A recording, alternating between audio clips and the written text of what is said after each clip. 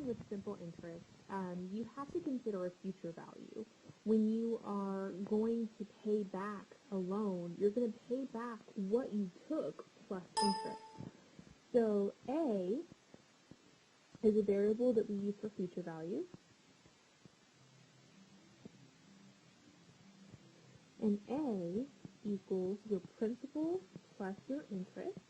But we already learned that your interest is PRT, so your future value is P plus PRT, and we can even write it as P times 1 plus RT, and all we did there is we factored out a P.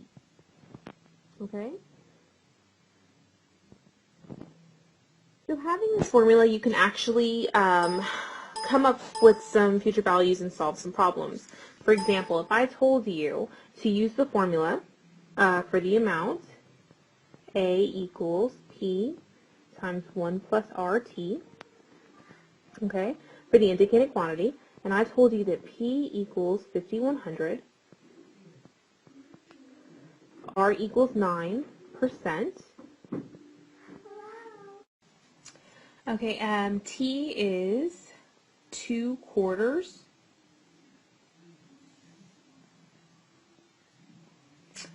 and I want to know what A is. Okay, so remember, I want you to go through a checklist. P is in dollars, so you're good there. Rate, of course, they're going to present it as percentage, so you're going to have to change it into a decimal by moving the decimal over 2 spots. So it's going to be 0.09. Okay, 2/4, remember, it has to be presented in years. Well, if you're breaking a year up in quarters and you have 2/4, that's going to be half a year. Or you can write 0.5. So now I'm going to use the formula. A equals 5,100, open parentheses, 1 plus, your rate is 0.09, and you're going to multiply that by 0.05. Oh, sorry, it's not 0.05, it's 0.5 for half a year. Okay, so then when I put that in my calculator, I get $5,329.50.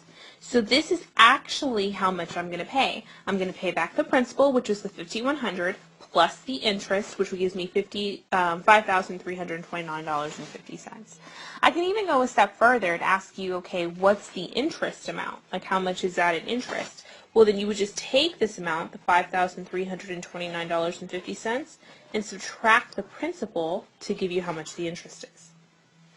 Okay? Remember, this is very similar to the last lecture, that you don't have to solve for A every single time. I could tell you the principal is $3,500, and A is $3,644.38. You had 9 months to pay it back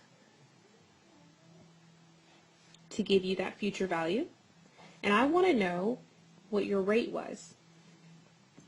Okay, so again, you can still use A equals P 1 plus RT.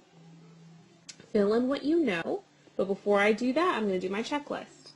P is in dollars, A is in dollars, T is in months. I can't have it in months, so I'm going to come over here and do a conversion.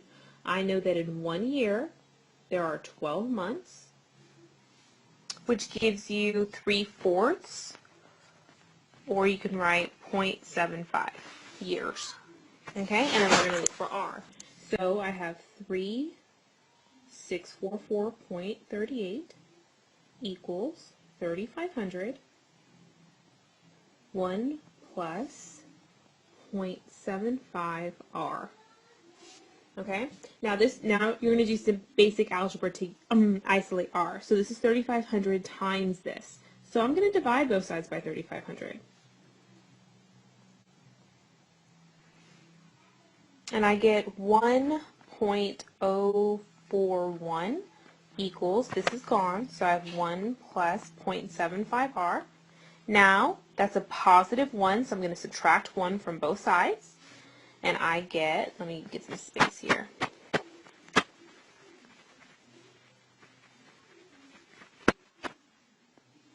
I get 0.041 equals 0.75 r.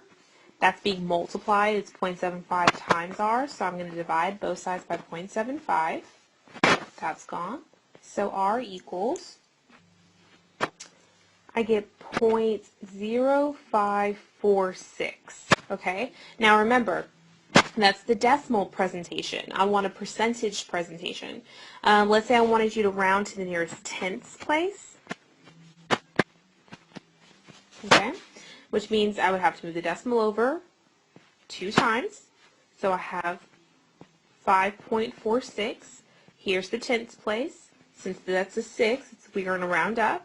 So our final answer would be 5.5%. All right?